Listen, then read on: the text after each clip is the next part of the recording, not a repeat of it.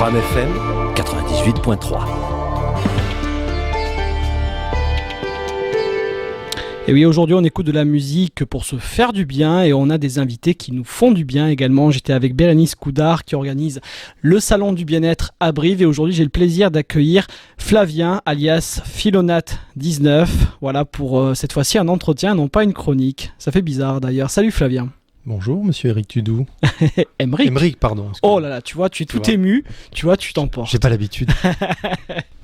J'ai pas l'habitude de dire mon prénom, mais c'est pas grave, je ne t'en veux pas. D'ailleurs, je suis incognito, hein, c'est Eric, voilà, il n'y a pas de souci. Bon, Flavien, ça va ? Écoute, ça va très bien, oui. Bon, tu as pu écouter un petit peu ce qu'a dit Bérénice à ton sujet. C'est quelqu'un que tu connais bien, donc voilà, pour les salons de bien-être, Tout à fait. c'est une affaire qui roule. J'ai envie de te dire, il faut quand même te présenter un petit peu, puisque tu n'es pas que chroniqueur philo à Bram FM, tu es consultant en pratique philosophique, hein, tu fais régulièrement des ateliers un petit peu partout sur le territoire corrézien. Tu seras présent au salon samedi et dimanche, on va revenir sur ça en détail dans quelques instants. Comment on mêle bien-être et philosophie ? Explique-moi un petit peu le lien. Il y en a un, mais...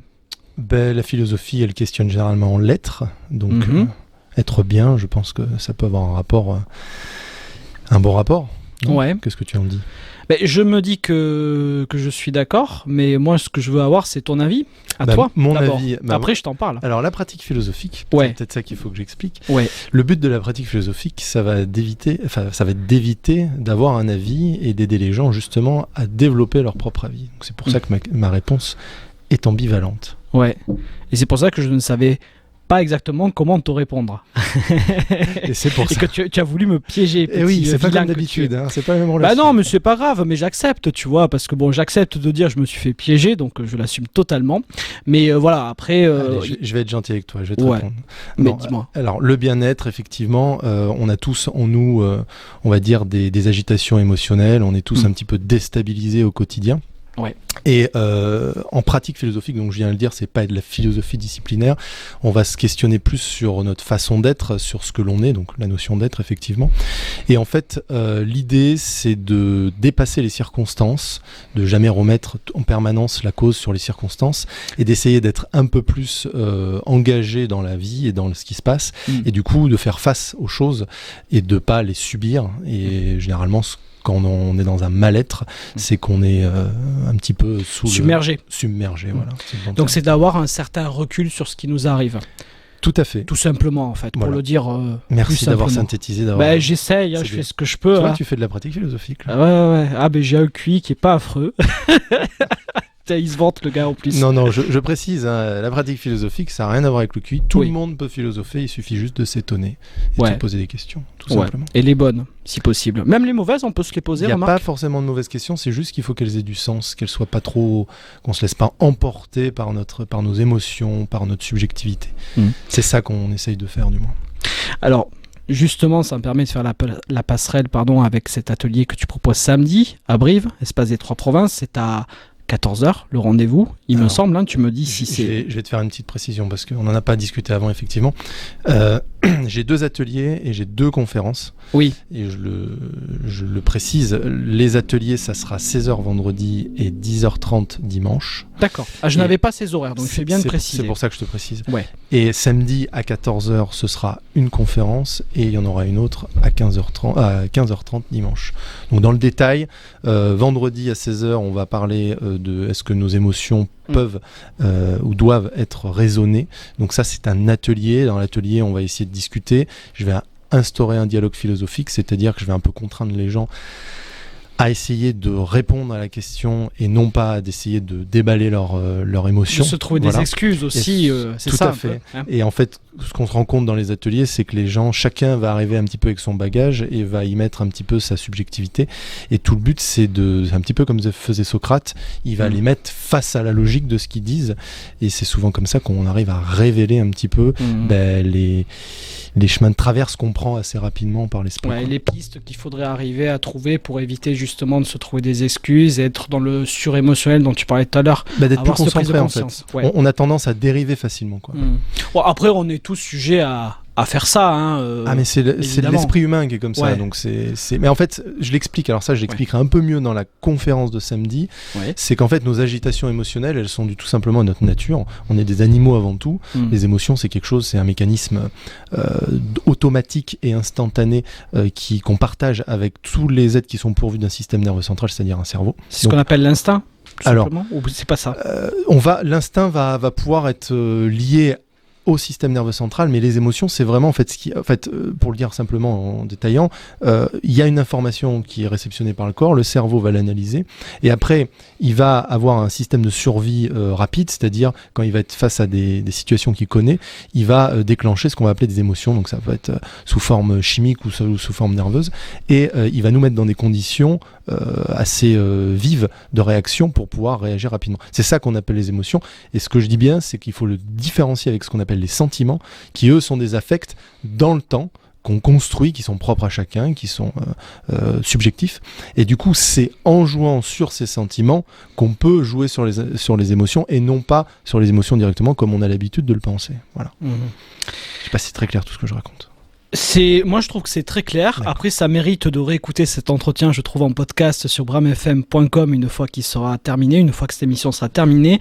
Je rappelle que nous sommes aujourd'hui avec Flavien Lange qui est consultant en pratique philosophique et qui sera présent au salon du bien-être de Brive-la-Gaillarde vendredi et samedi, donc voilà, je reprécise puisque j'avais pas eu cette information, vendredi pour cet atelier notamment sur l'apaisement des agitations émotionnelles par la pratique philosophique. Ça c'est passionnant. Moi j'ai envie de te demander, combien tu reçois de personnes pour les ateliers? Comment tu fais? Alors tu fais au cas par cas, tu fais un groupe? Je vais te rajouter une petite précision. Ouais, mon cœur de métier, c'est pas les ateliers, c'est la consultation individuelle. Oui. Donc c'est le but. En fait, les ateliers, c'est en fait pour essayer de rendre la pratique accessible aux gens et faire une première entrée là-dedans en groupe. Mais vraiment, le cœur de la pratique philosophique, c'est non pas de traiter un sujet lambda, mais de traiter le sujet qui nous intéresse le plus, c'est-à-dire soi-même. Oui. Et là, on arrive avec une question qui nous concerne et on est mis face à cette question par la pratique philosophique. Alors ça, c'est ce que je vais majoritairement présenter pendant le salon. Mais effectivement, les ateliers, puisqu'on en a maintenant à Varèse, à Obja, à Ussac, et on va essayer de le développer. Donc on aura 2 ateliers qui pourront présenter la technique. Et ça, comment ça se passe? C'était quoi ta question? Oui, c'est ça. C'est-à-dire, est-ce que tu parlais de consultation? Là, vous êtes plusieurs, j'imagine. Tu as peut-être plusieurs personnes. En consultation, c'est un... Non, mais pas en consultation, en atelier. En atelier, là, ce qui va se passer à Brive. Entre 10 et 15 personnes maximum. Voilà. Et ma question, justement, c'est comment tu fais aussi pour t'occuper de tout le monde? Parce que, voilà, il y a des... L'être humain est un être qui parle tout seul. Même ceux qui veulent pas parler finissent par parler. Donc c'est comme une réunion en fait, tout le monde se renvoie la balle un petit peu. Il va se passer des choses. Ouais. Alors je tiens à le préciser aussi, ce qui est très important, ce n'est pas un débat philosophique comme on a l'habitude dans les cafés philo, c'est un dialogue. Alors la nuance, c'est que le débat, on va utiliser la force des idées pour trouver un statut. Et dans le dialogue, on va utiliser la cohérence des idées, c'est-à-dire le sens qu'elles ont pour faire statut. Et ça c'est très déstabilisant parce qu'on est limité dans notre possibilité de partir dans nos idées qui sont infinies, et on est rapidement confronté aussi aux autres dans l'atelier, c'est-à-dire que les autres ils vont dire des choses qui nous plaisent pas forcément, et moi je suis là pour calmer le jeu et désorienter un petit peu les dérives qu'on a l'habitude de prendre. Voilà. Oui, et surtout quand on n'est pas d'accord les uns avec les autres, on a tendance de traiter l'autre comme un ennemi. Alors tout à fait, mécanisme d'autodéfense. Oui, bon après ça vient de trauma, mais bon là il faudrait rentrer vraiment en détail avec le sujet, puis avec le cas par cas, ce serait compliqué. En tous les cas, pour résumer, Flavien, vous le retrouvez donc vendredi à 16h, si je dis pas de bêtises, pour cet atelier apaiser ses agitations émotionnelles par la pratique philosophique. Ça, c'est samedi, ça. Ça, c'est samedi. Ah, mais je me tu veux que je rappelle les trucs pour que ça soit plus... Non, mais vas-y, alors celui-là, c'est quel jour? Toutes les infos. Alors, l'atelier, c'est les émotions peuvent être raisonnées vendredi à 16h. Après, il y a une conférence, les agitations émotionnelles, donc les apaiser par la pratique philosophique.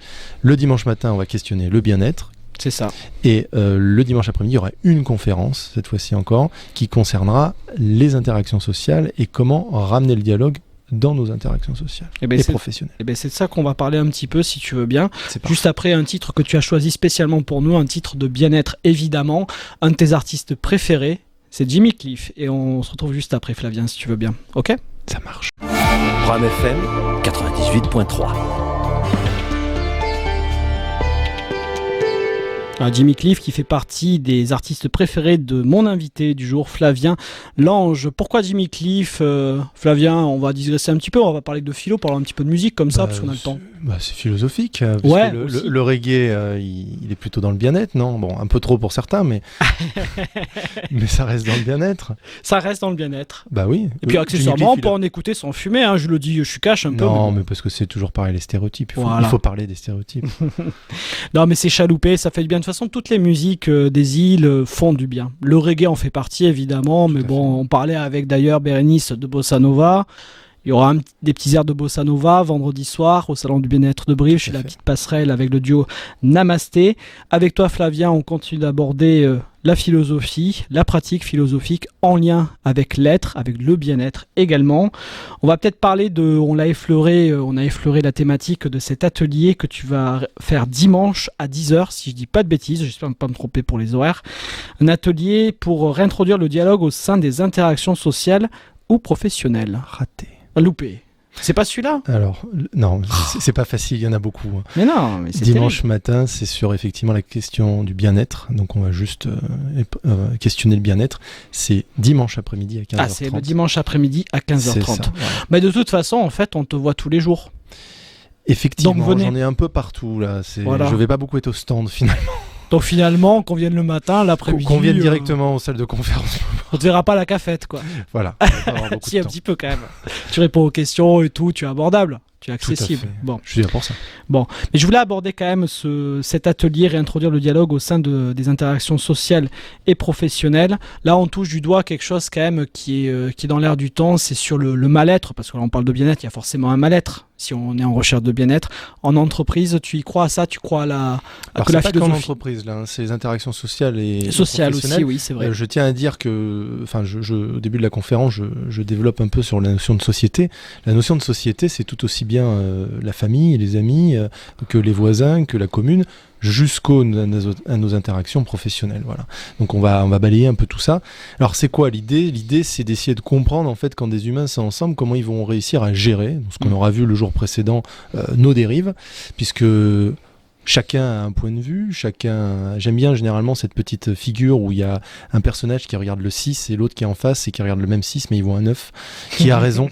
Et ben justement, comment on arrive à dialoguer, à ne pas débattre comme on disait tout à l'heure et à s'écouter, c'est pas facile. Non, c'est pas facile, mais en gros, si je comprends bien, c'est l'idée de pas dire ou, mais et. C'est-à-dire l'un et l'autre et pas l'un ou l'autre, de pas faire un bien, un pour-contre. Alors oui, c'est un peu ça. L'idée, de manière un peu plus profonde, c'est d'essayer d'aller s'ouvrir à ce qui est autre, donc comme tu le dis. Mais pour ça, en fait, il nous faut nous rendre compte qu'en fait on est en Grèce ils appelaient ça l'ironie tragique, c'est-à-dire quand on est au milieu d'un groupe, on se retrouve le personnage qui ne voit pas qu'en fait il n'a pas compris ou qu'il est dans son monde et tous les autres personnages le voient sauf lui. C'est pour ça que c'est ironique et à la fois tragique. Et en fait la démarche de Platon c'était de faire l'idiot et de prendre tout ce qu'ils disent pour argent comptant, et à ce moment-là on est obligé d'assumer nos paroles. C'est souvent quand on rencontre quelqu'un, il nous dit mais tu déformes mes propos, c'est pas ce que j'ai voulu dire, ou tu ne me comprends pas, et la personne s'énerve. Oui, dans les couples, ça arrive souvent aussi d'ailleurs. Par exemple, mais aussi dans les entreprises, je pense. Absolument, voilà. absolument. Et donc en fait, il y a toujours des intérêts personnels, même indirects, émotionnels ou quoi que ce soit, qui viennent en fait pourrir tout. Et en fait, ça arrive à s'extirper de soi temporairement. Hein, on va pas annuler l'ego, mais s'extirper de soi temporairement pour juste essayer de comprendre l'autre et de se comprendre soi-même. Qu'est-ce que tu penses de ce qu'on appelle la morale? Parce que bon, faut pas mélanger les deux. Hein. Là, tu es dans une pratique philosophique où tu essaies de comprendre l'autre, d'essayer d'harmoniser un petit peu les rapports humains, même si tu n'es pas dupe, évidemment, puisque en tant que philosophe, on n'est pas dupe sur la nature humaine. Mais la morale, t'en penses quoi en fait, concrètement? La morale, c'est encore quelque chose de différent, parce que la morale, elle est liée généralement à notre culture. Une morale, c'est lié à une sorte de convention globale ou convention générale qu'on a appris tous ensemble. C'est pour ça que c'est toujours difficile de discuter de morale, parce que c'est selon l'endroit, c'est selon le référentiel en fait. Mais ce qu'on peut peut-être dire à ce moment-là, c'est plus de la morale, mais c'est ce que les Grecs appellent le beau, le bien, le juste, c'est-à-dire quelque chose qui se cache derrière et qu'on partage tous. Alors Aristote, il dit que la plus grande forme de justice, c'est l'honnêteté, c'est-à-dire que quand on est avantagé par quelque chose, en fait, c'est de ne pas profiter de cet avantage pour le bien de la communauté et d'être honnête, c'est-à-dire de rendre en gros les avantages qu'on a pour les autres quand on voit que ça va desservir les autres. Et ça, c'est quelque chose qui est très difficile à faire dans une conversation, par exemple, puisqu'on va toujours vouloir mettre en avant son avis. Et quand il y a de l'émotionnel en plus, alors là... On est tous émotionnels. Bien sûr. Non, mais un gros paquet émotionnel. Quand on a des névroses ou alors encore pire, des pathologies, ça devient très compliqué. Si tu y mêles quelques élixirs dans la tête, c'est pas mal aussi. Ça peut faire du dégât. Voilà. Il y a quelques barres de Tulle qui le savent. Et pas qu'à Tulle. On cite personne, évidemment. On parle pas que de philo avec Flavien, mais on parle de plein de choses. Qu'est-ce que je voulais dire un petit peu pour faire connaissance aussi avec toi? D'où t'es venue l'idée de t'intéresser aussi à tout ça? Est-ce qu'il y a eu quelque chose, un vécu qui a fait que... Alors, il n'y a pas de déclenchement brutal. Ou c'est un petit cumul de choses. C'est progressif. C'est progressif, voilà. Ouais, moi, j'ai passé mes études à continuer la ligne droite qu'on avait tracée. J'ai jamais trop forcé. Je comprenais pas. Enfin, c'est pas que je comprenais pas, mais je m'intéressais pas. J'étais pas passionné. Personne m'a jamais intéressé à quoi que ce soit. C'était quoi que tu faisais J'ai eu une licence en mesure physique et après j'ai été 10 ans dans l'industrie automobile en tant que qualiticien. Oui, effectivement, ouais. Et en fait, il y a une déconnexion, il y a un manque de sens. Et puis j'ai profité d'un départ à l'amiable en 2018 pour voir autre chose. Et puis je suis tombé dans la philosophie. Et puis j'ai découvert plus particulièrement la pratique philosophique, qu'on n'est pas beaucoup à en faire en France.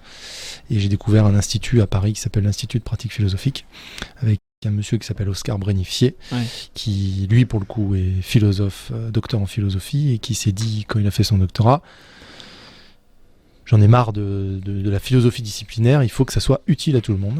Et ben voilà. Nous voilà. Et nous voilà, enfin te voilà en tout cas. Voilà, mais... Tes chroniques à retrouver tous les premiers mardis du mois dans cette émission. La Grande Bramerie, je le rappelle quand même au passage. Flavien Lange. Flavien, allez, encore une petite question pour terminer. La philosophie, est-ce qu'il vaut mieux la lire ou la pratiquer? Ou les deux? Je vais séparer les deux. Je vais dire philosophie disciplinaire, il faut engranger des idées alternatives, mais par contre, il faut savoir en faire quelque chose. Comme disait Schopenhauer, c'est pas parce qu'on lit beaucoup qu'on est capable de réfléchir soi-même. Et bien c'est là-dessus qu'on va clore cette conversation, enfin pas tout à fait, puisqu'il nous reste à détailler quelques infos pratiques. Alors je vais essayer quand même de ne pas me tromper cette fois-ci, ça va pas être facile. Je te fais confiance. Alors vendredi, 16h, atelier de pratique philosophique avec Flavien, ici présent. Nos émotions doivent-elles être raisonnées? Ça c'est la thématique. Parfait. Voilà, ça c'est pour vendre. Attends, c'est pas fini. Tu commences bien. C'est pas fini, je commence bien, ouais. Apaiser ses agitations émotionnelles par la pratique philosophique, ça c'est à 14h. Samedi, voilà, samedi 19 octobre. Et puis à 15h30, réintroduire le dialogue au sein de nos interactions sociales ou professionnelles, sachant qu'il y aura un atelier également le matin à 10h, dimanche. Voilà. La conférence, par contre, un petit rappel, c'est toi qui le fais pour la conférence? C'est-à-dire? C'est moi qui anime la conférence, oui, voilà. Tout à fait, oui, bien sûr, et les ateliers aussi et tout. Toutes les infos à retrouver sur cette page Facebook, on va citer, que je cite quand il y a tes chroniques, mais c'est bon, un petit rappel, Philonat 19. Alors Philo, P-H-I-L-O, apostrophe, 19. Nat, j'ai oublié le Nat. Philo, apostrophe, Nat, N-A-T. Il n'y a pas d'apostrophe sur le site, mais bon. Oh. C'est pas grave, les gens Philonat 19, allez. Philonat 19. Voilà, et vous tapez Flavien Lange sur internet, vous trouverez les liens. Voilà. Il y a également un petit site, voilà. Il y a l'apostrophe sur le site quand même, je le vois. Mais bon, c'est pas grave, on va pas faire un débat. Pas maintenant. Non, on dialogue. En tout cas, je te remercie Flavien. Merci, venez le rencontrer. Venez le rencontrer vendredi, samedi ou dimanche, comme vous voulez. Ce sera au Salon du Bien-être à Brive et ça se passe à l'espace des 3 provinces. À bientôt Flavien, je te souhaite une belle soirée. C'était un plaisir d'échanger avec toi, un échange long mais instructif. Merci à toi. Presque comme d'habitude, sauf que cette fois-ci on était à l'antenne. Passe une belle soirée, à très bientôt. Au revoir.